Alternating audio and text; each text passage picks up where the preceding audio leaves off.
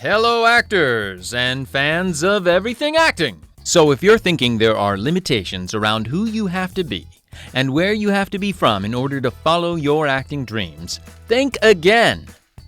You are about to be introduced to an actor friend of mine, Yaron Mesika, the Israeli Dutchman with Tunisian roots, born and raised in the Netherlands, and now hustling as an actor. I first met Yaron just before the pandemic of 2020 when we were both doing a motion capture workshop together here in London. I was immediately struck by his focus, work ethic, and positive attitude. Wish I had all that. Yaron is an excellent character actor who can and has performed in 3 languages, Dutch, Hebrew, and English. He's a husband and father, and just an overall good guy whom I am glad to be friends with. He's an example of someone who is dedicated to his craft and puts everything he has towards being successful, even if that means donning a gorilla suit to do it. You're going to get a kick out of that story. A story that he shares with us during this episode number 18 of the Offstage Acting Podcast. So, kom op! We gaan het doen! I think I said that right. This guy is unstoppable. Boom, I had my coffee, I'm ready. Fired up. Propolis. My coffee, my propolis. Coffee and propolis, your propolis shot. Wow. You ready? Wow. Let's go. Ready as you'll ever be. Yeah. Welcome to the Offstage Acting Podcast, ladies and gentlemen. Woohoo! We are super excited to be here with you. Yes, we are. Choo choo. Oh my On gosh. the acting train. A callback from last episode. Terrible callback. Oh, wow. But it's a pleasure to have an insult to start the show. For Jay. Offstage Acting Podcast. Greetings. Greetings, everyone.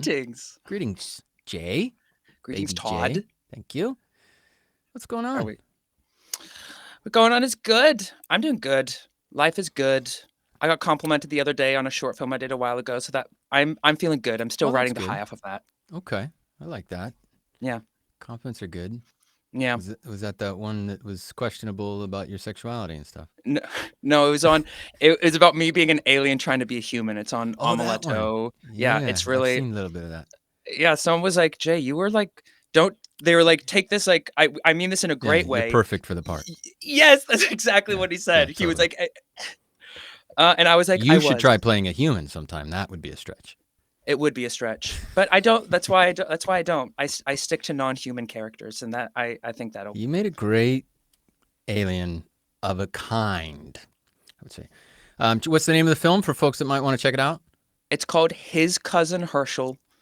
It's on YouTube. On Omeletto, which is a pretty famous short film. Yeah, okay. It's very well-known short film database. Okay, cool. That's I'll call out to the writer and director Laura Stoltz, who is my muse. Cool. So it was great. Yeah. That's wonderful. So how are you? Good. I went to oddly enough, I don't get out much, as you know. I'm sort of a homebody and an agoraphobe and an isolationist and an angry hermit. Yeah. But we managed to dust ourselves off. We went out Cardiff this weekend and saw Bruce Springsteen. Oh, you went to Wales and you saw Bruce Springsteen? Yeah, we went to the Bruce Springsteen concert and we had a whales of a time. I got to be honest with you. Sorry about the bad pun. It was an awesome show. Yeah. Was it? Was he still? He's rocking, isn't man. He like 74, and he looks great, and he moves like a young man, and he puts together an awesome show. The E Street Band is full of just nothing but the highest caliber performers, and we just had an amazing. That was a great experience. Oh, okay, so, cool. And he'll be. It in wasn't London. A body double. It was him. It was actually him. I don't. Yeah, it wasn't fake. Definitely him. No, I mean, you guys just like hey, Cardiff, 74. Wait, wasn't John Grasso 74, right? Yeah. Same age. Same age. There's something about, I think, we have something to look forward to. Honestly, they are giving me hope. They are definitely giving me hope. You have 40 years to go, but Yeah. hold on tight. Anyway, it was a good show. Huh, cool. Did you Um, take I went with Beltzman. Star Went with and Beltzman and his wife oh, and Justina and I. Yeah, and then we shipped him off to Italy. So we okay. had a good time. Anyway, so that was Springsteen. Yeah. So, but that's about all I'm up to. We had a long 3-day weekend in this part of the world. So, Has do you think Bruce Springsteen has he ever acted in anything? that's a good question. He could have. I should have looked that It up seems because like this is a completely unacting related topic. But I know he's a I'm showman. googling it. The thing is he is. I am too. Real quick. He's an icon. He He's an really is. icon and a showman, and I swear, if you've never, So he had really good stage presence. He like oh really my was God, he a just knows how to like, and he knew how to work the crowd. I mean, this is kind of a that's so performance cool. thing. Like he just understood. Like Totally. the Welsh were a little bit meek, but they wanted to get into it, and he just knew how to get. It wasn't a Jersey crowd. It wasn't a hometown. You know what I mean? Yes, I know exactly Or what it you wasn't mean. Italians. He'll be in Italy. He's doing his European leg. You know, it wasn't like they weren't on their feet. It took them a lot of warming up, which he just But he did. But he he got did, them. and he knew how to do it. Yeah. That's So impressive. it was big. Yeah, it was respectful, like to watch him. And of course, Steve Van Sant was on Sopranos, so bada bing to Stevie, which he's in the E Street Band. Anyway, so great. That's the preamble concluded. Okay. Yeah, I think we're I'll be good. thinking about Bruce now. Well, you can think about another young, talented, professional individual who Yes. is our guest today. We have a guest. Woot woot. Did you know? I'm going to ask you a question now. Okay. Prepare yourself. Let me I get am my preparing little. now. Here we go. Let's get this. Did you know that there are other actors in other parts of the world Other than America? other than America and Britain, and other than in English? Wow. Yeah, No, I didn't. it's like a Yes. weird. Yes. They make like if you are from a different country, those people make their own entertainment for themselves. That's yeah.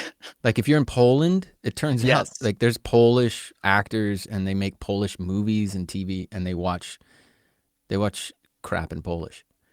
And Greek and all like every culture has its Uh-huh. own entertainment system. It's weird.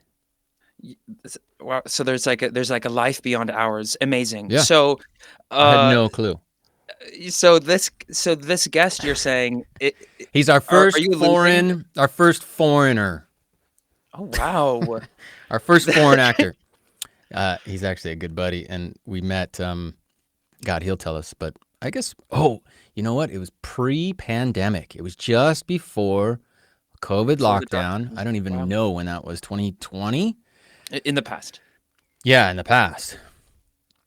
And he and I took he had come. Okay, I'll let the cat's out of the bag now, Okay. as it were. Meow. He's yeah, or however they say that in Holland because he's Dutch. They probably say "meow, shao." He'll tell Shao. us. He He'll can tell tell us how they were taught cats. how they were taught cats. Every culture also has a different way of saying rough, Exactly. rough, and meow, meow. Or moo, maybe. Yeah, I don't know about moo. I I think don't that's know. universal. That's probably universal. The universal moo.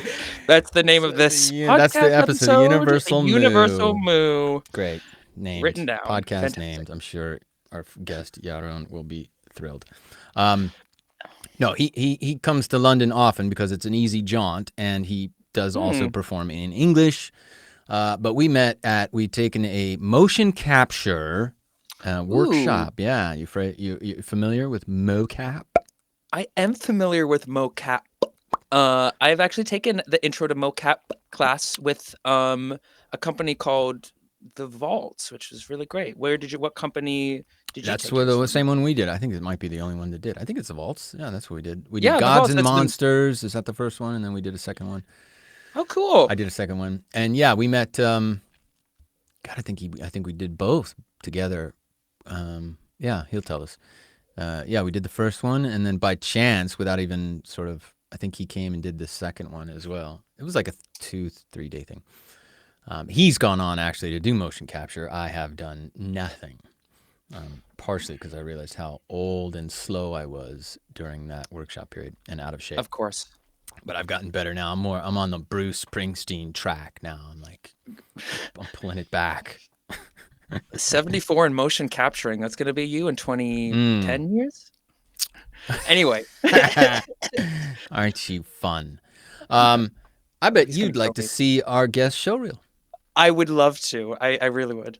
I would too. It's really good. Bear in mind, I think it's all in Dutch. That's great. Yeah, good. That's Dutch.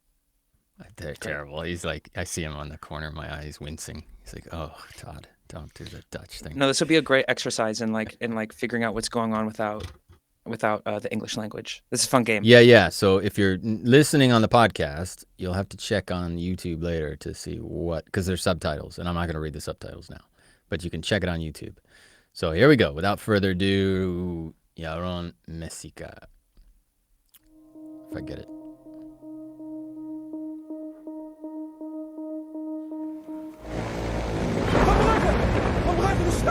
Die stad knippert. Daar. Het is morse. A. L. U. Morse code. R. Y. Elbury. Wie is dat? Elbury. Pilots. Elbury. We zijn flink uit koers. Airplane. Tragedy. In de buurt. That's it. We moeten landen. Ja, waar dan? Het stuur en de navigatieapparatuur zijn eruit gehaald. Verder nog iets? Ja, mijn ruit is dus nu kapot en er zit overal bloed. Ik kan je vertellen, dat is niet voor mij, hoor. Ik zal het uitprinten en dan krijgt u een kopie voor de verzekering. Dat is al de tweede keer in 6 maanden tijd, hè? Het stuur van die auto is tussen de 800 en 1000 euro waard. Die worden op bestelling gestolen. Wie doet dat dan? Wie zijn die klootjes? Wie doet dat? Als we dat wisten, dan zat u niet. Prachtig. Oh, this is funny. Waar staat de auto? Ik ben met de fiets gekomen. Where's the car? I took the bicycle. Hoezo met de fiets? What do you mean? Het snelst. Je kan achterop, hè? Met de baby? He's picking up his baby Gaat er from the gewoon hospital. Ik ga toch Newborn niet baby met onze baby on a op bicycle. de fiets zitten, gek? Ze is 4 uur oud, hè? Het gaat toch in de man? Ik ben gehecht. Ik ga niet achter op een bagage. She goes in the maxi cozy. Jesus Christ, devil. Bel een taxi of zo. That's good. Uh-oh. Oh, you don't look too good there, Yaron. Ik kan niet bellen gaan. Ik ben met multicultural. Ik ben met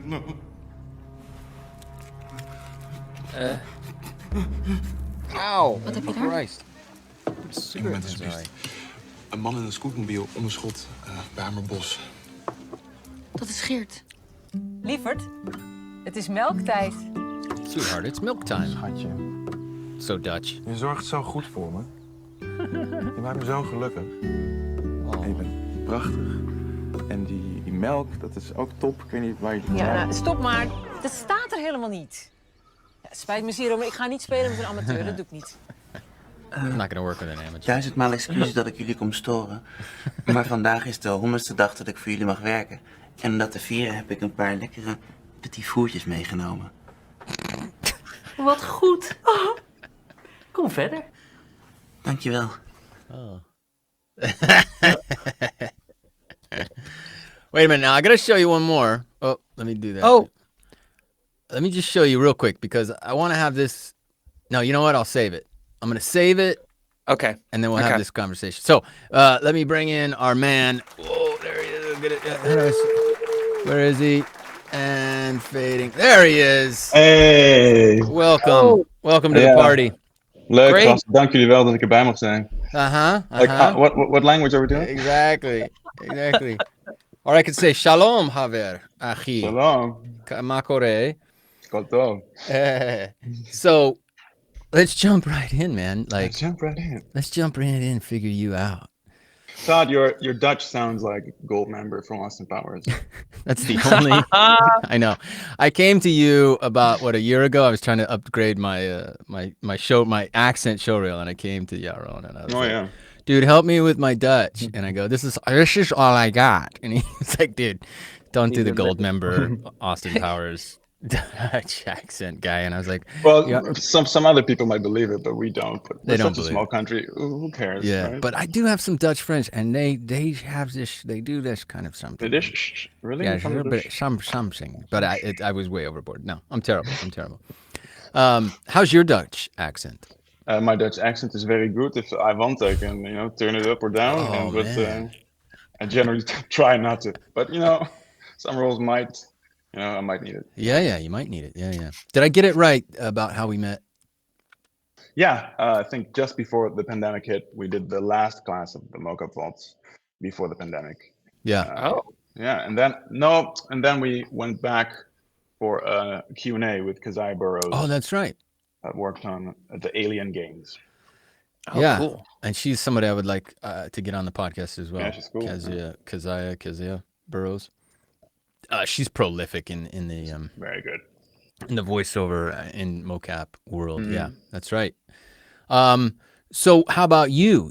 Are you from Tunisia? Background? My grandparents came from Tunisia. To Holland? No, to Israel. To Israel, okay. And then my dad was born in Israel, and then my parents met in a kibbutz, and then they moved to the Netherlands. Right, okay. As one does. Okay. Yeah. So you were born in the Netherlands. Yeah. In Nederlander. Yeah, okay. To Israeli parents who emigrated essentially with their parents out of Tunisia. Were they Tunisian Jews? No, my dad, Tunisian Jews. So my dad was born in Israel. And my grandparents had to flee from Tunisia. They fled Tunisia, right. During the war, I guess, back. That would have been. Yeah. I just heard a story about that. Really? It's quite an adventure, yeah. Oh, give us the short. Well, basically, post World War II, there were still Nazis that were trying to find a place. Yeah, Tunisia was one of the places. And they went there. And then my grandfather was about to be taken away, and then some other guy said, "I'll take him," and then they helped him flee. Wow. And when I asked my parents, my dad said, "Oh yeah, they didn't have to flee. I don't know. He didn't get into it, but they couldn't take the piano. So, but now I've read into it. Yeah. Take what you can carry. Yeah. Well, they couldn't take the piano. Yeah, that's it. Okay. So for a good start.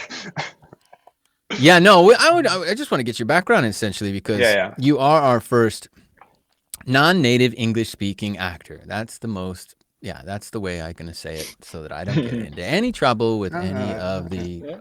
You're doing well, Todd. You're doing well. The PC police are after me, and they're not here, man. I don't know how to.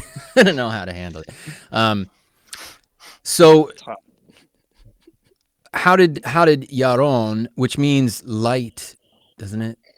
Or it's joy, or to sing, sing and joy. That's right. Yeah, I speak a little Hebrew myself, and I've traveled to Hebrew. I've traveled to Israel a few times. Many times. I've traveled to Hebrew. You're a Hebrew. I'm a Hebrew.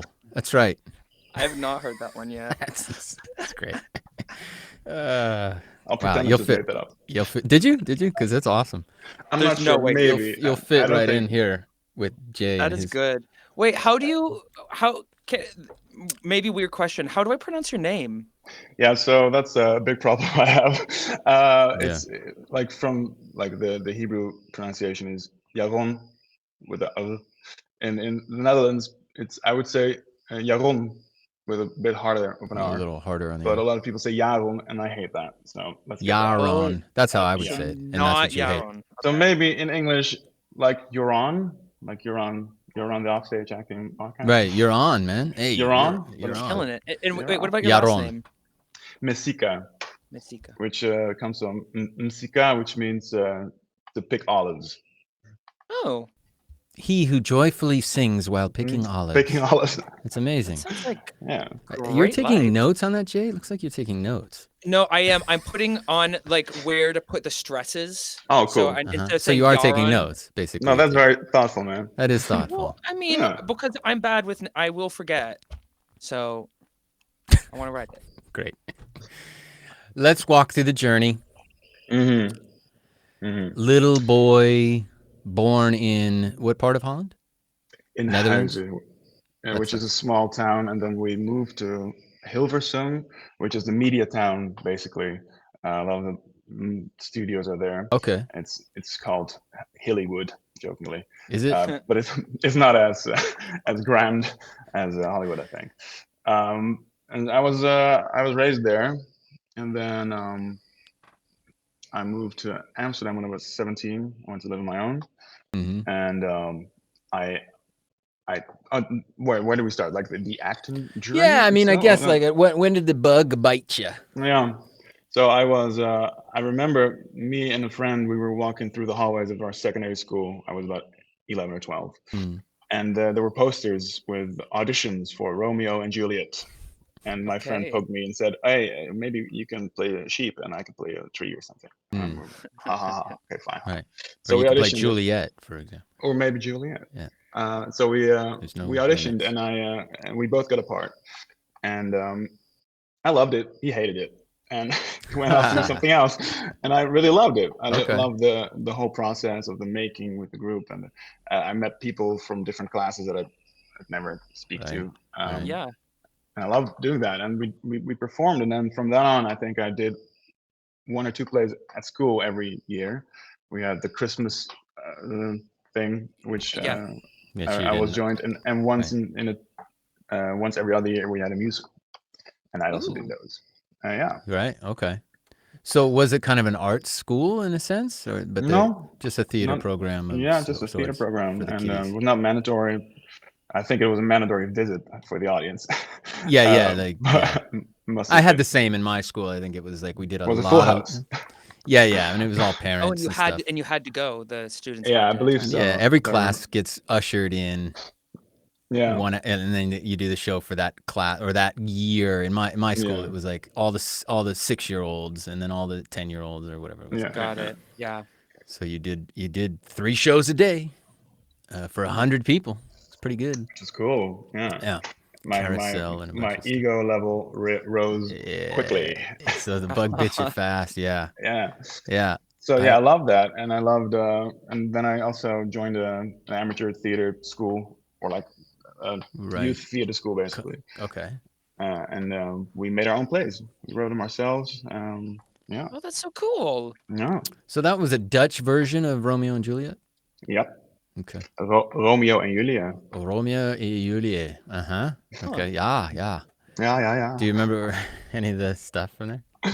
No, I played Balthazar, who was Romeo's best friend, and I remember just having an awesome outfit. Like something weird barbarian outfit. I don't know. It was cool. Yeah. The costumes are cool when you're that age for sure, and all the sword fighting and stuff like that. Yeah. So then you get into a school where you are doing theater, writing your own plays and stuff like that. Yeah, like on the side. I wouldn't say it was for fun. Yeah, for fun. But I did a lot of things. I did capoeira, I did ballroom dancing, and did Boy Scouts. I wanted to do everything. Yeah, you wanted to get out there and I did everything. And I'm very supportive of my parents, that they allowed me to do everything a little bit. Yeah. But then the acting stuck. Yeah. So at what age did you finally start to realize you're going to be serious? Like this is your direction? Well, at that youth theater school, I just got a kick out of it, and I wanted to continue and go to the university, and I also did some commercial work, and I did some auditions. So I was already working. At what age was that? 16, I think was my So first. At 16, you're already getting a couple commercials and getting paid for a couple things. Okay. My first commercial, or maybe 18, I'm not sure, but around that age, I had a commercial, I think, for there was a new law that you can now have. We have a lot of bikes in the Netherlands. We ride a lot of bikes. So you need lights on your bikes. So this was a commercial that there's now a law that you can now wear them on your body as well. And I remember having to make out with someone in the thing, and I was like, dang, this is weird. This is terrible. This is weird. And but also getting recognized by my friends, this guy, he's the guy from the Lance. Lights on the bike. Lights on bikes guy. Lights on the bikes guy. It's light on the bikes guy. Yeah. So I dug that, and I think I did a soap opera thing, but small, bit parts. So you had an agent? No, that is also something like the way agencies work in the Netherlands. It's different than the States or in the UK. Any other proper place, right? So yeah, any other problem? No, really. I think we're an exception from a lot of countries. Yeah. We have casting bureaus, and casting agents generally work at those casting bureaus, and they have their databases. Right. Okay. So some casting bureaus can have like 20,000 people on their roster, basically. Right. And then you do have agents that are more like they negotiate contracts and they guide and advise, but they're not necessary to get jobs. Because you're in a database, and you might just get a phone call. Yeah, so you email directly, you email the casting director, like, hey, I got a new picture, a new headshots, this is my CV. Okay. Look at me in the thing here. So yeah, that works. That seems much more almost democratic.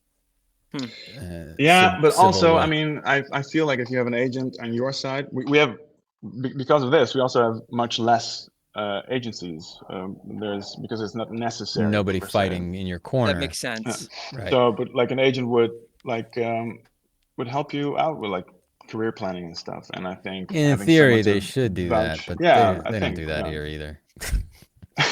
It'd be more like a manager. Like a manager will do and take 20%, but an agent. Nah. Yeah, they're a bit mixed. Some people some will call them managers, some will say we're an agent, and they might, I don't know, change around a little bit. So you don't have to give anybody a percentage, and you could still be a working actor in the Netherlands. Yeah, okay, that's cool. Yeah. So you start to get more recognized, better roles, but you realize you probably realize there's a limit to do everything in English. In English? I mean, in Dutch, rather. No, I think for most of the actors I know, the dream is to work in English as well. Sure. But I was just a gamer from a young age, and I watched a lot of Cartoon Network with subtitles. So my English, it came from there. And while I sucked at French at high school, I totally rocked. Well, most Dutch speak English very well, and they learn it from a young age. Very well. Very well, yeah. They might have a bit of an accent, but even so, if you're good with accents and you have your ear tuned, I've met plenty of Dutch like yourself that kind of have almost an American accent, indistinguishable. That comes from watching. Also depends what is needed, because if you play a vaguely European guy, which is sometimes a description of the then it doesn't matter what kind of twang or whatever you have. They just want something that sounds not. It sounds like it's not from here. And not from here, and you can go, this is Hungarian accent, and they don't. Maybe go, is it okay? And yes, I can do Hungarian. So what kind of roles do you generally go up for? I'm now at a stage where I get asked for guest roles quite often without audition, which is nice, because they know. Nice. Then it's nice because you get to meet a lot of new people and directors and stuff that might think of you for their next project where they are auditioning for that. Is there a lot going on in the Dutch entertainment industry? Yeah, I think.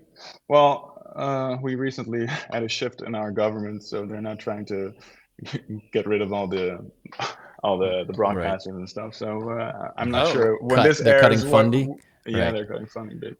But yeah, we're making stuff. Yeah, we're making stuff. Okay. And we mostly make either crime stuff or romantic comedies. Which we saw plenty of both on that with you. And I've gone up for a lot of young father with a newborn roles lately. You are perfect for that, by the way. I mean, I'm watching. I am also. I have a newborn. Yeah, and you're a young father with a newborn. Oh my gosh! Yeah, congratulations, by the way. How's the little guy? He's 9 weeks and amazing. 9 weeks? And keeping you up. Oh my gosh! He kept me up last night. Diaper season. Been there, done that, baby. Hello. Yeah, and the oldest is almost 4, so he has a little brother now. That's because you were expecting. No, you had just had him when I met you. I think you just had a baby or about to have a baby. We met in 2019, I think. Mm-hmm. He was born in 2020, so no, October. Just before that. So it was just before. Yeah, your wife. I think she was pregnant or expecting. I remember. Yeah. Most definitely pregnant. Yeah. That's how it works, by the way. That's Jay, in case you're wondering. With us, it worked like that. No, thank you. I do need a pregnancy class. You got it. Good. So yeah, we saw that you play the dad role. I think you're perfect for it. There's a type that they want for dads, and I'm not that type, unfortunately. But if you can play it, you know, you will work forever. You will work forever. Yeah. So, but what? Yeah. At what point do you get to start coming to London and trying to branch out and do more things in English, really? Well, because Brexit was about to happen. Right. I reached out to just before that. I reached out to some agents in the UK, like, hey, you need a Dutch guy in your roster. And then this amazing guy, Simon Pontin, he signed me. And when I asked him why, he said, well, because of Brexit, and we don't know what the rules are going to be. We don't know if we can work with you, have some work in Europe and from here and whatever. And so it's good that you're in Europe. So I signed with them, and then I told you I'm a gamer, and I always admired voice actors and people who like act for video games in performance capture or motion capture. So I asked my agent, like, hey, do you know anything, like how do I get into this? And he's like, oh, you can do a workshop, which was strange. It sounds strange, but it was an eye-opener for me because we have very little of that stuff. We have some general acting workshops or camera acting workshops, but like after your school, there's not a lot going on. So I saw that like every other teacher in the UK was having a workshop, and then I arrived at Mocap Bolts, and then I met you, Todd. And the rest is history. And then after meeting me, of course, your career went like a rocket ship. Sky high. Yep. You just like jumped on top of Todd's head and then and launched, and I was like, no, I must say I was very impressed because Todd did character voices for, I think it was Splinter Cell, or was it? Oh, that sounds right. Wildlands. I was like, ooh, this guy's for Tom real. Clancy. Yeah, he's the real deal. Well, that's what brought me to the mocap. Was I had been doing Wildlands, Tom Clancy, Breakpoint, and other. I had a character in that video, and my agent at the time had pawned me off. Well, I don't know. They had told the people that were producing the video game that my agent told them I wasn't available or wasn't around. So they got somebody else to do the mocap, and then I had to go in and voice my own guy over this other guy's mocap, and I was like, You're like, I could have done that. Yeah, I could have been like, let me. This is kind of ground floor too. This was about 6 years ago, when there wasn't everybody trying to crowd into that market, and that could have been my kick in the door. Yeah, I was frustrated by that, so I went.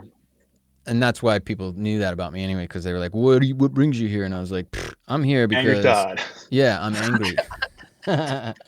I'm here because I should already be a mocap professional. Yeah. And then they looked at me and watched me move around the room, and they were like, ooh. I was smoking like a pack a day back then, by the way. But now I've quit. I quit a year ago, so... Good job. Yeah, I got my breath back. And yeah, it was a big... Anyway... Now, speaking of physical acting, I'm going to, you know where I'm going, right? I think I do. I think you do. Are you about to show clip number 2? I'm going to show clip number 2. This is where it gets really fascinating, and I want Jay to get a full perspective on this. Here we go. Great.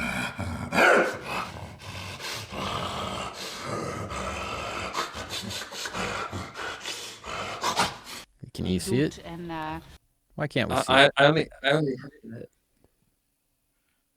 Why can't we I see black it? screen, guys. Yeah, you're seeing black screen. If I do it this way.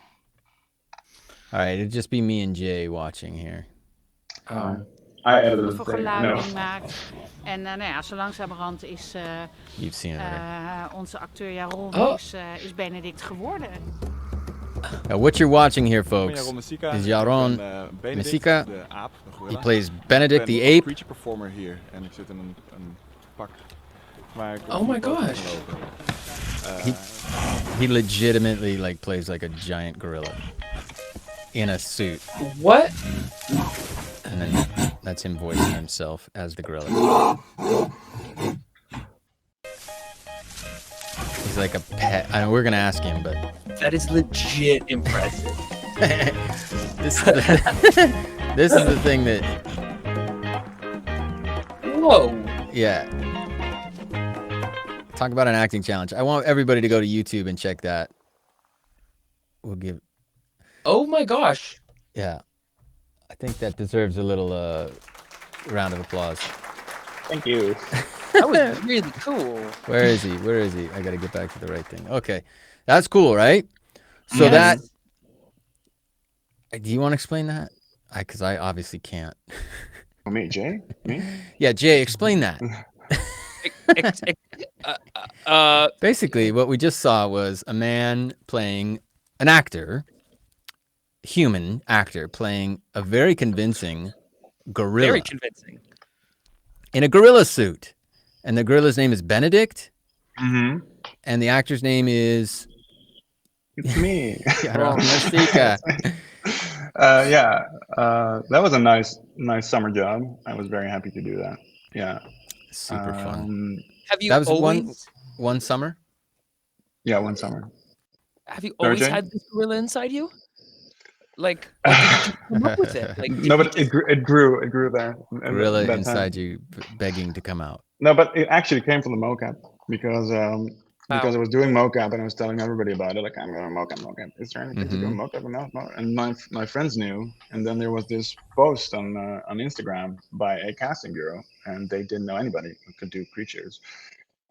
Side note, I can do it either. I didn't know. But I got tagged in the post for like 3 times by friends. Like, hey, maybe it's something for you.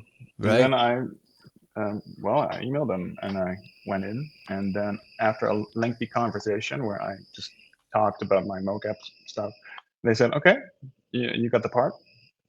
And then it was a month before shooting, and the note I got was workout. Just go and work out, build a little bit more mass. Yeah. And then after 2 weeks, I had a wonderful performer coming from the UK who trained me in creature performing, basically, and gorilla walking. Oh wow. And we trained with the suit on, which is a very thick suit. It's a layer of muscle and a layer of fur, and the head is like 5 to 7 kilos. I don't know. Oh my god. And there's all these motorized elements inside. It's controlled by 2 puppeteers. Actually, very very cool people. I want to shout them out. Rachel Wansker and Jared Moore. They are very very cool and very good at what they do. And they puppeteer the head. Sorry, Jane? Do they have a company name like put in the No, but they're a couple though. Great. He's from the UK and she's from the States. Cool. But yeah, hire them. They control the head from with 2 remote controls basically, and I watch everything through some sort of dash cam in the helmet, through a camera in the nose, which was in black and white, through a hairy nose hole. So I only saw like the circle that, if you're watching YouTube, maybe a bit less. Which was also on cleavage level all the time, so it was very difficult to make eye contact with the ape. Right. Ape eyes. You got to know where the eyes are for the ape and versus. And underneath all of that, there was a cooling suit which had these little pipes where after a couple of takes, we could plug it into a cooling element and then it pumps. Like a refrigeration. Well, yeah. Like a refrigerator, essentially. Yeah, it was a refrigerator. Yeah. Wow, because you can't crawl in and out of that thing. No, it was at a moment's notice. Yeah. So that's a physical challenge, an acting challenge, a creature performance challenge, and a vocal challenge. Yeah. All at once. Now, see, I would have, in order to get the part, I would have gone in and trashed the room and jumped up on the desk and like taken a dump on the desk. Well, maybe you would have gone. Maybe I'm just saying, like as a you went in and had a nice conversation. I get that, but for me, I probably just would have gone in and gone like ape. Yeah. Ape crazy. Anyway, ape shush crazy. So, but how stoked were you after you shot it and you saw it? Because it looks great. The show's funny. It's a show, right? It's like a series. It's a show. It's a kids show. It's about a little girl that's an orphan, and then she lives with her evil step-parents, basically, who only have her for the little money they get in from the government. Right. And then in like She minute gets 2, adopted. there's they adopted her. Her parents died. And then a gorilla rings the doorbell and has a family tree, which says, "We're family." And then, well, they have to live together in the parents' house. So then they have to make do, and she has to go to school, and they have to clean up, blah, blah, blah. So they have all these adventures. The step-parents try to get her back. And it's a very fun show. It's very sweet. And I'm watching it with my son right now. Are you? He must love it. He says Papa has an app. Does he understand that that's you in there? Yeah, totally. Yeah. Has that led to more creature work and mocap stuff? Last week I did another gorilla in something else. Oh God! But you're it's typecasting. Young dad gorilla man. But it's not something I'm not aiming towards that. I would love to do that in a video game, and I would love to do more physical stuff, but I also feel like you get pigeonholed quite quickly. I'm also a voice actor, and I've had it that directors for film and television told me, "Oh wow, I didn't know you were also an actor. Like I thought you were like only a voice actor." Right. I'm like I do it all, baby. So I'm very very careful with like what do I put forward. Sure. At this point, I mean, there is a point. That's, I think, every actor. It's, the success is great until you get it, and then you have to be careful how you manage it. Don't they say like the first half of your career is finding your niche, and the second half is breaking out of it? Yeah, that's right. Pretty much. Yeah. I like that. Yeah. So, how is you're on kind of a track now, trying to like what are you doing towards breaking out of your niche? I've started writing myself. 2 years ago, I'm working on like a series idea, and I've written a pilot, and I've pitched it, and get very nice results. And now I have a director who I share an office with. I'm at the office. Oh, you're at the office now. Okay, so that's for the Dutch television network. Yeah. What do they call it? What is it called there? DNL? No, NPO. NPO, but I think we're going web first. We're now discussing what kind of route we're going to take. So. All right. Okay. Yeah. That's cool. Looking for funding. I think we're going to do this one from our own pockets first, because I started writing. I wouldn't call myself a writer, by the way. I haven't written anything that's made. I did sketches, which I wrote, but that's a long time ago. I started with the self-producing stuff because I felt like I don't want to be the last one every time to hear when a production is, when I get a role. Like everything is already set in motion, and okay, can you be there next week or next month? Oh, by the way, you're a dad. You're an awkward dad. Okay, cool. Yeah. And then who dresses like a gorilla at night? Yeah. So Sunday evening. So it's not only that, but I wanted more control, and I found out that you don't have more control when you write something and then pitch it, because then you still need the green light from the producers and stuff like that. And then they'll say like, we love it, but also, do you really have to play the lead? Because you can cast for it. I heard that one. I'm like, really? I'm not gonna cast for it. Like, well, I didn't write it for you didn't write it for someone else. For someone else, yeah. So I've taken it a step back. I'm like, okay, so now we're gonna do the thing first our way, and then if people like it, we're gonna see. What's the basic concept? Do you want to share? It's a relationship comedy. Okay. Comedy drama. Yeah, but a couple that's opening up their relationship. Oh, okay. Zoinks. I get it. Zoinks. I get it. And it's in Dutch for the Dutch market. It's in Dutch, yeah. So what's that Dutch market like? Like, how do you have to kind of approach that? I lived in Czech Republic for a decade, and I had tried a few projects locally there myself and understood, but it was a very difficult, the audience was very difficult. So I kind of gave up because there's only 10 million people in that country. And they weren't sophisticated audiences. It was just trite and old communist crap and new trite crap, and it was like, okay. Pass. So, pass. Yeah, exactly. And also the executives that worked in the television networks were they had no clue, and they just wanted to protect their jobs. So I'm just wondering what kinds of obstacles and things you might be running into there. I think we have a unique problem here in the Netherlands because our English is generally so good. We watch a lot of stuff on the streamers like from abroad. Yeah, I mean, why watch Dutch content when you can we watch? prefer Barry from HBO, or Game of Thrones, or like the big shows over. Like the people I know, but my wife, on the other hand, she loves all the Dutch shows, basically. So there's a balance there, and I think we are increasingly making very good content. So there's stuff to be made for sure, but we're still competing with like an international market.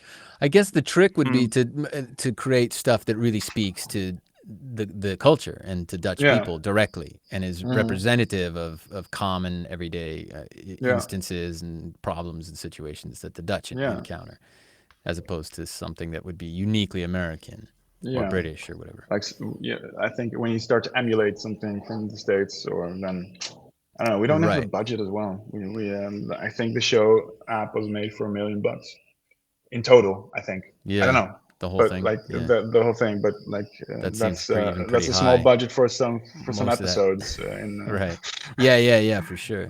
All that was spent on the gorilla too. Certainly, they didn't give you they didn't pay you the big bucks. I'm sure on that. You got the honor of being in the suit. Such an honor. No, it was a great honor. I mean, it's. I'm very happy to have done that. Yeah, and I wish there was a second season. I think the show is sold to Germany, a couple of other countries. Okay. So it's being watched. Yeah, I mean it's adorable. It would be great to even see it available in English. Speaking of English, then, how's work coming, or opportunities coming here out of London? Are you getting any? Well, the whole Brexit thing turned out to be even more problematic because it works the other way around as well. To work in the UK, like permits and visas and so you can't come at all, and I think there are ways, but it's also if it's easier for production to like cast local talent, or even like we only audition local talent, then that's based in London. I know you were trying to kind of front a little bit, like you have a London base. Does that work? Just means you have friends in London where you can crash in the couch. Yeah, that's kind of what you say. It's like, I have a London base, so that they don't have to fly you. Yeah, what do you want? Where do you want me to be? No, but also that's the thing. If I'm willing to invest in if it's a cool part. Like break even almost, right? It doesn't matter if it's a cool part. So I think there's still possibilities there. But last year I've been focused on the writing and doing it here and stuff. So when you water one plant, the other one dies, or doesn't grow as fast. And juggling 2 kids, so I'm gonna pick that up as well. But so you've given up a little bit on like one foot in London and 1 foot in Amsterdam, or I wouldn't say given up. No, but I think it's to be someone a production company wants to get over. I don't know.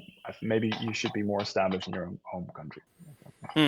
So get big there maybe, and then you can be and then make the switch once you're super famous and take the train in the Netherlands. Yeah, because I know a lot of foreign or European actors particularly are, they make efforts because obviously everything's being cast out of London and shot in London, big Hollywood stuff and tons of things. And I mean, essentially that's where I also am benefiting.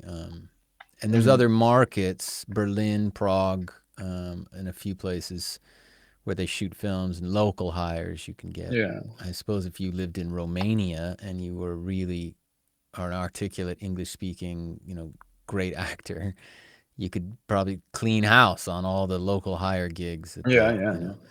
Or Sofia, Bulgaria. But they're not shooting a lot of foreign projects, I guess, in Amsterdam. And now we're starting to, I think, trying to open up that Famke market. Janssen is now producing a show here again. Who is? Famke Janssen, Dutch actress. Okay. Did X-Men. Oh, right, yeah. Characters Phoenix, and a lot of other things. Yeah. So no, but things are. No, I think we're developing it as well, but I think it's difficult to keep the talent in house. Also, that's part of the problem. Like, right. The Dutch people love to watch international shows, and also we would love to work on big budget, awesome productions. So if you have the opportunity, a lot of people leave. Yeah. A lot of people stay. We have talent here, but yeah, I think that's part of it, maybe. Do you have some contemporaries there, like a little community of actor friends? And if I have actor friends? Yeah, I mean, but like a community of friends. Like, is there a hangout for actors? Is there a theater everybody does and goes to? Yeah, is there local? It's from the water bottle I'm drinking from. Is it really? What's it? It says Act. No, it's called Act. Act, yeah. Of course, it's called Act. Yeah. It's what else? It's not a union. It's I don't know what to call it. A group. Organization. And they do workshops and they have talks and they have like discussions about like how much you should be paid and stuff on events. So that's great. Yeah. That's okay. Good. So it's sort of okay, because every community really needs that. Yeah. To some degree, no matter where you are. And do they put on shows as well at all? No, not per se. They just So it's a community of. But yeah, I've met a lot of people through their workshops, and then you do little things together. You self-tape together, maybe. Or you help each other out. You help each other out. Yeah. I have this rule that if you ask me to self-tape, I will look at my agenda and will say, well, tough luck agenda. We're helping out because it's the only way to go. I think. Sure. Yeah. When you need it, somebody's there for you, and when they need it, you're there for them. Yeah. You ever get over to Boom Chicago? Ever check that out? You know, Boom I used to, yeah. Yeah, it's fun, yeah. Well, that was random. Boom Chicago is a improv group that they do proper Chicago style improv in Amsterdam, and with a proper school. Yeah, it's a lot of fun. It's literally Second City style. Like they do it right, and I don't know how. There's a story of the Americans that ended up in Amsterdam and doing it, but. That's probably where I would be spending all my time if I lived in Amsterdam. I'd be over there with the boys and girls at Boom. Yeah. Boom. So I was just wondering if you got over there. And I even did their escape room a couple of years ago. They had an escape room. Okay, yeah. Ooh, that sounds fun. Yeah, it was a lot of fun. Yeah, very funny. Yeah. So if you are essentially staying, you're in Amsterdam, right? I'm in Amsterdam, yeah. And you're gonna stay. You're staying put, right? You got a family now. Yep. Expanding family. I think for now, I'm happy with the size of the family. You didn't know.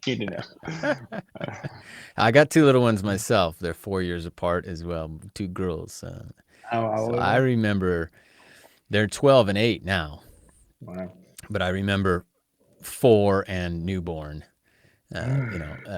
Exactly the difference there, and I know it's. So I rent this office space with a couple of directors and to escape to escape your family and pretend that you're. I know how to. But before the newborn was there, I came here to work, and now I'm here like. Yeah. Okay. Yeah. Breath. I can breathe. Oh my gosh. Yeah, it's a reality. But so what? I'm trying to kind of get my head around like the master plan, if you will. You're gonna Amsterdam is the spot. Family gonna be raised there. You're gonna have you're locked in. You're working with these people. At least for now, because like I said, I think it's good to build here more and then see what's out there, and also to uproot a family is something. But you don't have to live somewhere else to work somewhere else. No, that's kind of it. But you do need this. I think you do need a kind of strategy, something for the place you're in. Well, strategy for now is working on my own stuff, and then I'm also 3 years ago during this app period, I managed to get 1 weekend off. I said, guys, I'm gonna tape something with my writer director friends, and we all got together. And we said, okay, we're going to do this like we're being paid a lot of money for it. And then if we do that, then it's it's a quick turnaround. And then in a couple of months we can pitch it places. But we also had there was a lot of video effects in the video and then the film, and that took a while. It took 3 years I didn't think it was gonna happen, and then a couple of weeks ago, this guy who did the effect said, "Hey, it's here," and I watched it, and I'm amazed. And I'm very happy, but it turned out to be. So now we have a new start. Suddenly, we have new energy. So I think you never know where it comes from. If you just put more energy in, at some point it's gonna tip over or whatever. Yeah. Come back. Yeah, I think so. So I think that's the strategy, just to like build here, and after this whole baby phase, which I'm gonna give myself a couple months, then I'm gonna reach out again. I'm gonna see what this is something I've learned. Like, if you want to do something, first of all, tell people about it. Like with the mocap thing, like I do mocap, and now now people now know. So tell everybody what your plans are, and also find a mentor. Like, okay, who is at the place where I want to be, and then how do I get there? I was in a masterclass by Bob Bergen, the voice of Porky Pig, a couple of years ago. Okay. And he had a wonderful way to approach it. He said, "Don't plan forward, but plan back from where you want to be."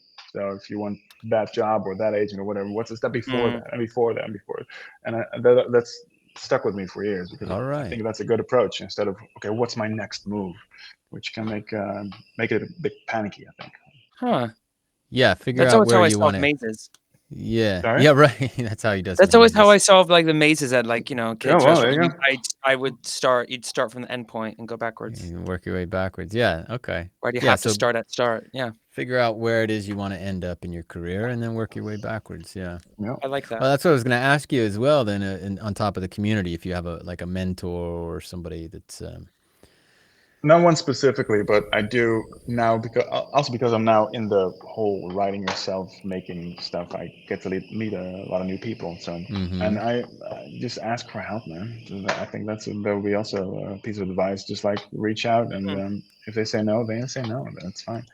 So I do have people that shoot down my scripts and give me advice on my pitches and stuff. And this morning I did a audition for a workshop for directing actors, and then I'm going to be the actor in the thing. So I get to meet new directors, and so I think just keeping busy, and just keep at it. Yeah, it sounds like you're. I mean, it's a small pond, but you're becoming a big fish.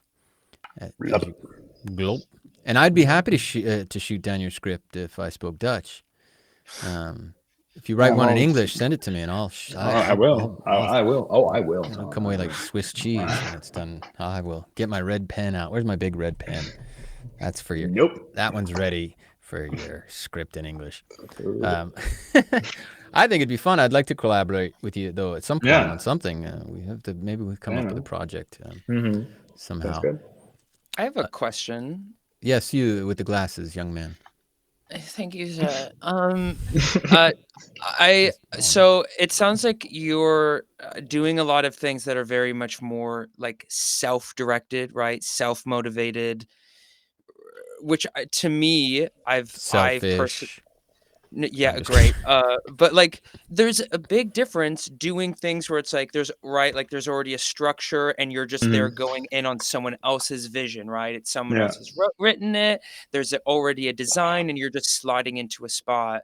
But it sounds like you're starting to like make your own, right? You're making your own. You are the leader of that, which is, to me, it sounds really difficult. And like, as someone who, I don't know, maybe do you feel like you need do you have a lot of discipline to be able to like do that? Because it just sounds like a lot of work, and also because there's no one telling you what to do. Yeah, I struggle with that as well. Yeah, it's you need a lot of discipline. I have a lot of discipline, but you've got even more setbacks sometimes. Do you have tricks? Do I have tricks? What's your writing? Is it just you just do it? Yeah, I just do it. I don't know, just like what do I want, and then. But also, I'm a workaholic like that. I don't think that's very healthy. Always. I mean, I see. I go to bed thinking about, maybe if that clip comes out, I could put that in my sugar at that point, and then I can send that. So I'm always planning in some sort of way, which is, I think, helpful, but also sometimes taxing. But I see what Jay's kind of saying. There's no accountability when you are a creative professional who is trying to build their own something. I don't know. Is your writing partner maybe also a bit like? Do you guys have accountability for each other? Do you check each other? I mean, we set goals. We share an office, so that helps. So the rent. I'm like, hey, dude. Rent's dude. What's up? Yeah. So yeah, but that's I don't know. Yeah. How's that coming? How's that coming? I'm on top of things. I think it's I just can't let go of things. Like the whole 3 years of that film that I didn't expect it still getting made. I was thinking about it though. I didn't let it go, and I asked for updates and stuff, and then what was the name of that one again? Oh, it's not out yet. Oh, but it's called. So, but it was all technical. Defect. Defect. Okay. Yeah. Or defect. Defect. Is it about a guy that defects, or is it about somebody that has a defect?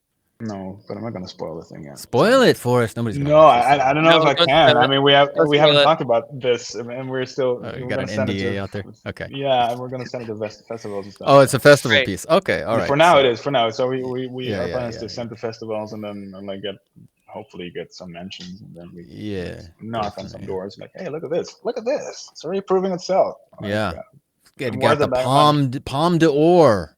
17 palms. Let's start with that one. Yeah, 5 stars at the Berlin Alley or whatever. All the places. Get that like flowery border for for all 2024 winner. The North Norway Inuit Festival for Icelandic. I don't know. Probably. Yeah. The biggest film on that floating iceberg. Anyway, I'm trying to paint a picture of I'm gonna let you. I know you're an improviser. Like 3 people and a penguin sitting up on an ice, and it was the big hit of the night. Well, that's. I mean, there's multiple routes, I guess, isn't there, to kind of developing. Do you think it works in your favor, or would you be to be in a smaller market like Holland or the Netherlands, or are you happier there than you would be in London, for example? That's difficult. I just think I tend to ask the tough questions. Man, this is the part of the interview where things get a little very serious. Like I said, I get cast on a lot of things where I don't have to audition for. Yeah, that's good. That's 1 to 4 days of shooting or something like that, so I don't think that's something you could get in a bigger pond as easily. But however, you would get more opportunities which are geared towards more interesting or bigger roles or something. Cooler project. I don't know, man. I don't know if I don't know. But you're content for now, and you're gonna make the most of it, I guess, is basically. Yeah, I'm trying to be content. I'm never content. That's the problem. I'm never. But I think I haven't met an actor yet that was. I think. Well, I'm happy where I am, and I don't want to go further, and this is fine. Yeah, no, I just want to be all fine. Like a guy that played an ape once, and once, twice, maybe. Yeah. But I do find that like last weekend I did it wasn't a workshop. It was like writers and directors testing out material, and then you improvise based on their idea. There's not really a script. Right. And after that day, I was like full of energy, so happy. And sometimes when you work on your own stuff, or you just go through the machine of auditioning, right, you can forget the fun of it. Yeah, I'm doing this because it's fun.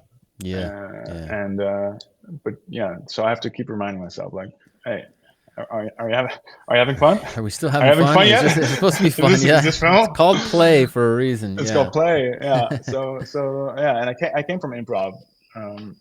Background. I heard you talk on an episode which I listened to. Wow. another listener, Jay. Gold star. That explains the one download I had from the Netherlands on the. Oh, there you go. You can keep track of which shows, which episode do you listen to? I know if you've been listening to my shows. Or not. But you mentioned that you came from Spolin, right? You did Spolin. Yeah. Well. Victoria Spolin. We talked about her. Yeah. Yeah. Yeah. So that's where Viola Spolin. Viola, yeah. yeah. That's Victoria sort of, Viola, whatever. It's a name. Okay, thanks, Violence Jay. Spolin. Thank you, Jay, for chiming in on that. I'll see myself out. Okay. Yeah. Yeah. That's of all the methods. But you also kind of studied. Yeah. Spolin. Yeah, I did that for I think 2-3 years. No, maybe 3-4 even. But yeah, and then we used to play scenes of 2.5 hours, 3 hours with a group of 12 people, and it was always so wow. Yeah, that's amazing. So exciting and the so, long such form. fun, and then you bond so quickly, and you learn so much. So that's something I'd love to do more improv. And then a couple of weeks ago, I did a VR shoot for like a video with virtual VR. reality for all those. Yeah, virtual reality. And there was a scene where they didn't have lines yet written out. They're like, okay, just try, just see. Right. And man, to do something different every time, and then just have a laugh with each other and play off each other, it gets you in the moment, you know. And so. That is inspirational, and I mean, in the end, that's what we're doing. We're just children playing, or adults playing children's games. Jay's not an adult, but he plays the games anyway. But do you watch theater? How does a Yaron get enthusiastic about the work? How does he get inspired? I really like theater, but I rarely go because reasons, excuses and stuff. But also I'm geared towards the screen. So I do think that watching theater is very good for you as an actor. But I don't know. I have little time nowadays, and I just prefer to watch a show. And also, I'd love to do more theater.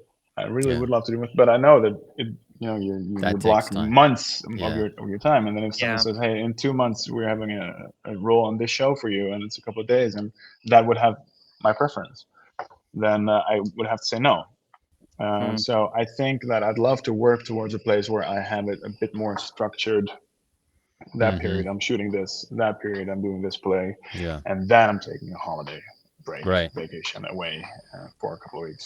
Does that exist where you are? Is there something like a series regular is there a show that's running like has been? Yeah, there are a couple of shows. Yeah. What's one of the shows? What's a show that you could get on that would be like an EastEnders, Coronation Street? Oh, like a soap opera? Well, not we have goede tijden, slechte tijden, which is I think the longest. Goede tijden, slechte tijden. Yeah, which means good times, bad times. That's one of my favorites. Did I say it right? Goede tijden, slechte tijden. Not at all, but that's all right. Not even close. Not even close. Well, I think it might even be the longest running soap opera ever. And haven't you been on it? You haven't been on it yet? So now you've got something you don't even know. Yeah. I'm thinking. I might have. But nobody remembers. It's one of those shows like EastEnders. If you're a London geezer and an actor and you haven't done EastEnders yet, you're not. Then what are you doing? In America, it was a show called Jag. Jag. Which in New York City, it's Law and Order. Law and Order. Yeah, you haven't done an episode of Law and Order? How do you call yourself an actor? Jag used to be an old show that was it was an Air Force show, really kind of low budget, and that was like the joke. It was the one thing everybody had on their resume. JAG, and it stood for something that was. I recently did Flikker Maastricht, which is also a show that's I think it's in its 18th season. Right. Okay. So it's in my show reels. Is it? Did we watch that one? I think we watched that one. Yeah, it's the guy I'm complaining about something at the police office. You got ripped off, right? Yeah. Yeah. Totally, and you're like giving your statement. Yep. What was but you can also perform in Hebrew, right? So are you getting any work? Well, yes, slowly Israeli? some more. So you saw the clip. You had a clip. Yeah, if you give me a script in advance, I can manage, and I can be a convincing Hebrew speaker. Yeah. Right. You grew up with Hebrew at home as a kid? Yeah, we spoke at home. I think until I was 3 or 4, and I have a brother with Down syndrome. Okay. And for him to speak only one language was quite quite difficult. So my parents wisely chose to just speak Dutch at home. Okay. And I think it's a very wise choice for them. But my Hebrew lagged behind a little bit. So I had family which I spoke to, and I understand nearly. No, I wouldn't say everything, but from context, I understand everything. It's not such a difficult language in the end, actually, Hebrew. What? To speak. You don't think so? To read it in some things, but to speak just a kind of a general, like basic, casual. I can get around. That's all right. Yeah, that's all right. So, but maybe in a script, to perform it and things like that, it would be more complex. Yeah. No, I'm saying like if you give me a script, just like if you give me some time, then it's no problem. Do you find the same with the English stuff? Have you done stuff in English? I did some voiceover. Performance capture short film, so it's 3D animated. But I played an American astronaut. Yeah, an American. Is that your American? That's my American. I'm American astronaut. But you'd probably love to do more. I know we talked before anyway when we met. I did a presentation work in English as well. Stuff, gigs. Yeah. What about voice coaching and stuff? Have you? I know during the pandemic, I did a lot of voice coaching. A lot of them. I joined. There's this actress. She's doing a lot of performance capture, Victoria Atkin. And she started giving classes and teaching classes during the pandemic. So I've done that for 2 years or something. So I met with a lot of people online over Zoom. Pandemic for me was weirdly enough, it opened up my network vastly and possibilities. So I also I did a video game in English, Live Alive, through that. Oh, cool. Yeah, so I mean, I wouldn't say it was a good period for the world, but career-wise, it was quite all right. Okay, so but let's say one of your goals, I guess, essentially is to work on those native English speaking accents. Yeah. British would be nice to be able to do a couple. RP, maybe something. It's hard, but American particularly, because you're close to American already, and if you can capture the native. I think the thing is, if I speak like off the cuff right now, like blah blah whatever, of course you can hear that I'm not a native American speaker.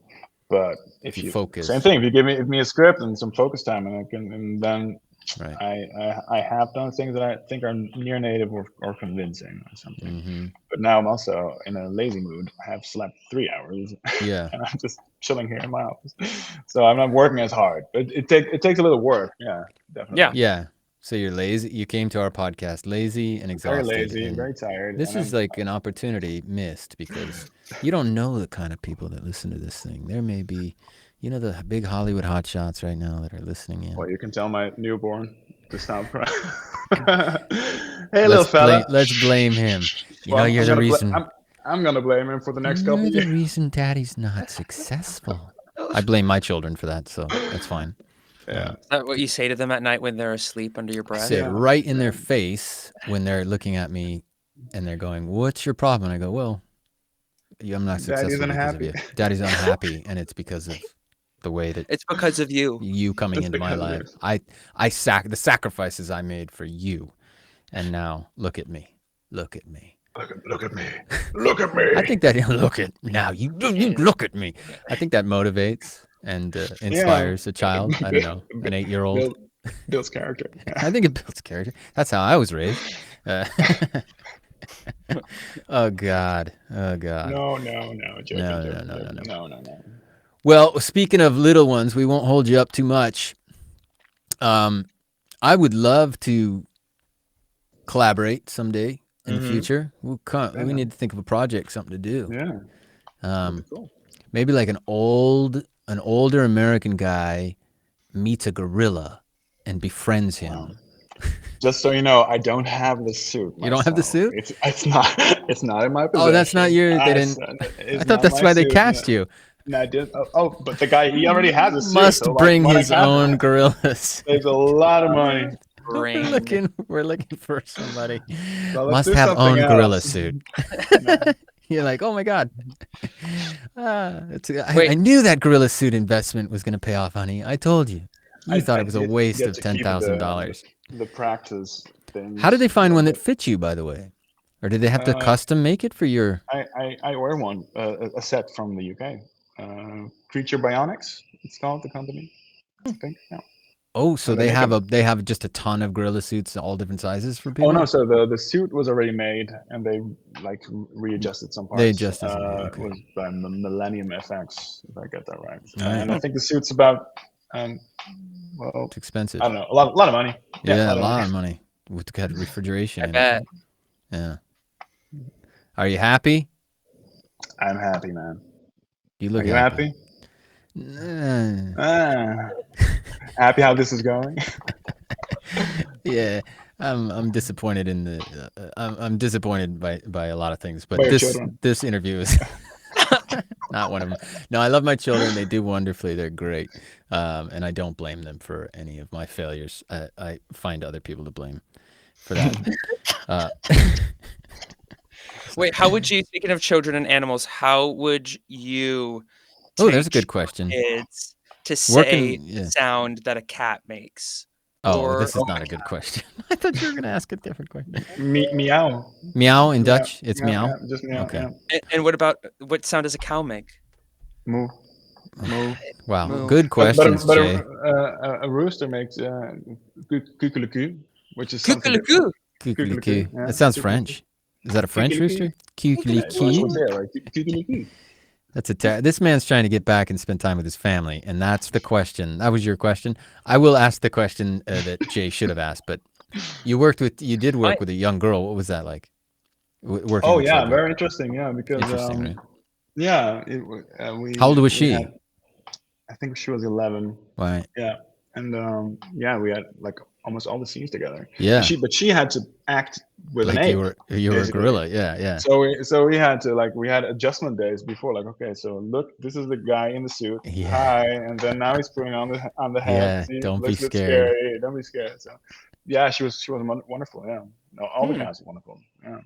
That's to me, that's a fascinating. Like, if you talk about, and we'll leave it here, but if you say, what's it like to be an actor? Or, ooh, I'm an actor, or this guy's an actor. I would love to be an actor, blah, blah, blah. Mm-hmm. And then you go, what kinds of things, what kind of challenges and things can an actor find themselves in? Well, you could be on stage and, these days you could do a voice for a corporate commercial, and you might find yourself, doing some crappy show, panto show for the, dinner theater. I mean, but at this level now, in this stage in the game, it's like, or you could find yourself inside a refrigerated gorilla suit, looking through a camera that's stuck through your nose, walking around on your hands and grunting with an 11-year-old girl. Can't hear anything, by the way, because of the whole machinery. I mean, and you go, oh, so that's what acting is. This is where acting can lead you. Yeah. This kid who decided after doing a Romeo and Juliet play that he was acting's for me. It's a new thing every day. That's what I love about it. It's like you go to a set, like, okay, what are the new rules of this universe? Let's go. Right. It's so cool. I love that. That's perfect. That's a great way to end it. I'm going to give you a little polite. Thanks, guys. You earned it. A lot of fun. That was great. Actually, I'll give you the big cheer. I don't know what. No, that's dumb. Now we have to start over. I gave you two things at once. Yaron, it was a pleasure, man. Thanks, appreciate you very much. We'll be in touch. I'll talk to you soon. Go spend some time with your little one and your family. Guys. All right. Bye. Bye, Yaron. I need to give him better. Where's the thing? All right. We'll Johnny make it. Will, go. Andy will see you out. Thanks, Andy. All right. We do our little post. We'll do our little wrap up here. What do you think, Jay? I'm thinking of a 9 weeks old child. Like, what is it? Is it still red? Is it still just like yeah, it's still red. It's covered in like peanut butter. Yeah. What? No, they are squished. Yet? Yeah. These are the critical, if you really want to know, these are the critical stages. Like a lot of people just go, oh, it's like a loaf of bread. I don't know. But from the moment that, you know what I mean? It's warm, it's soft, you wrap it up and you kind of carry it gently. Don't drop it. It goes Don't bad. drop it. It goes bad. Don't bruise the bread. But no, the critical moments from birth, from the moment of birth, where you should put it right to the mother's chest, and then everything from there on is like stimuli, right? So, and it's learning, it's just absorbing. So the way you talk to it,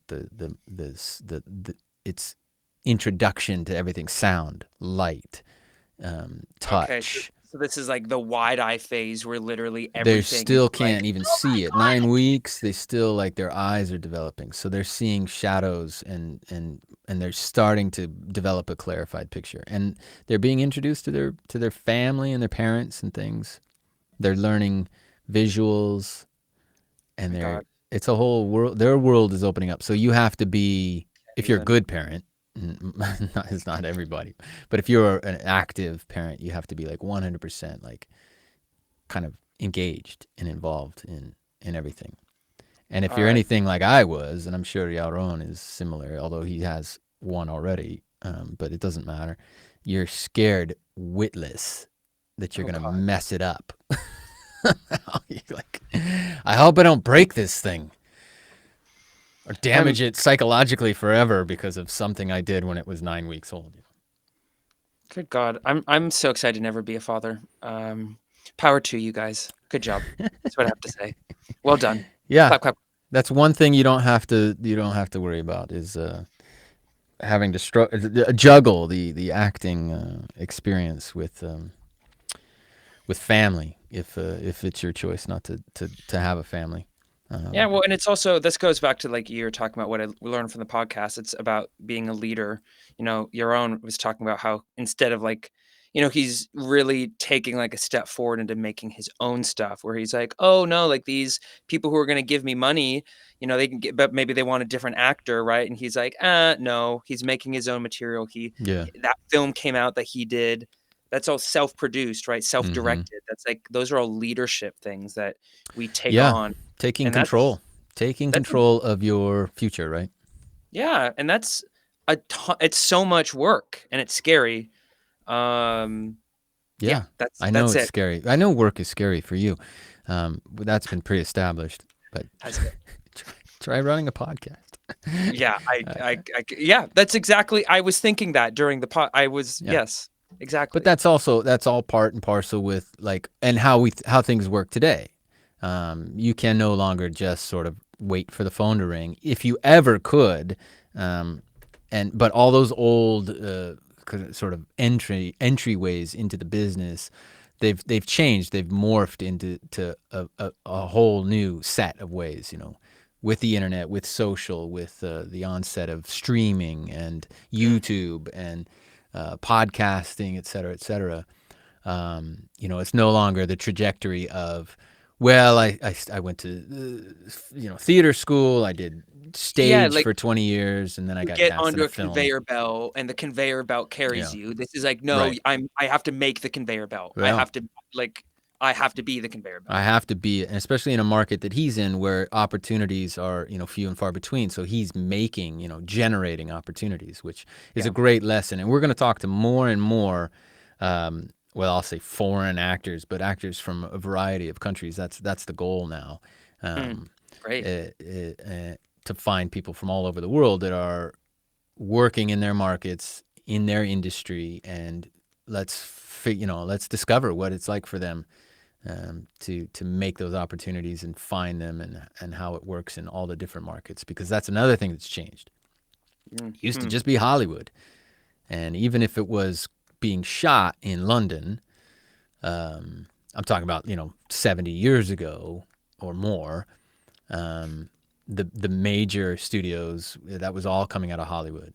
Yeah, but it's not the case at all anymore, is it? Like Bollywood is huge, and there's so many places to shoot from nowadays. Yeah, studios are becoming everywhere.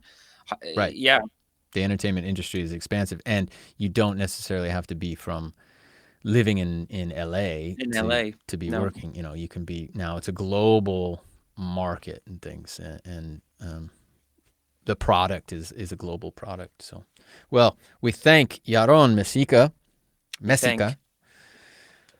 No, Mesika. I have it. It was Mesika. You're the first one, right? I wrote the accent. It was Ika. The Mesika. Yeah, perfect. Though he's giving it. Yeah. Todaraba and how do you say it in Dutch? I forget. Shankyo. No, that's close. It's close. Anyway. The Dutch are going to hate me after all this. I'm going to say, and I got a shout out to my buddy Richard Moravitz. He lives in Amsterdam. He's a Canadian guy. I knew him in Prague. He lives in Amsterdam. He's a big fan of the show, and I know he's listening to every episode. So I'll give a little shout out to my buddy Richard. And we're a big fan of you, Richard. We're a big fan of you. That's our other Dutch listener on the Offstage Acting Podcast. Dun, dun, dun. See you next time. More exciting episodes to come. Thank you, everybody, listening in. We need lyrics to this song. Yes, we do. That's terrible. Thanks for tuning in, the Offstage Acting Podcast. We'll see you next time.